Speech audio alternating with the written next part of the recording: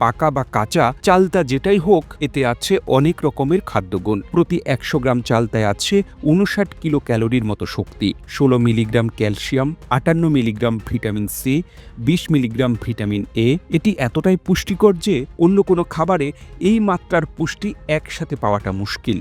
আরও আছে ৮ milligram protein, ১৪ milligram শ্বেতসার, ০.২ ভাগ খনিজ লবণ, আর চর্বি একেবারেই নেই। চালতাতে magnesium, phosphorus, iron, beta carotene, thiamine, riboflavin, vitamin B কমপ্লেক্সের মতো প্রয়োজনীয় উপাদান রয়েছে। এজন্যই এটা শরীরের বহু রোগ সারাতে সহায়ক। চালতা পাকস্থলীর আলসার সারাতে দারুণভাবে কার্যকর। যাদের পেটে আলসার রয়েছে, একটু অনিয়মই যন্ত্রণা শুরু হয়, খাবারটা হজম হয় না, তাদের জন্য চালতার রস যেন আশীর্বাদ। এক্ষেত্রে কাঁচা চালতা ব্যবহার করতে হবে।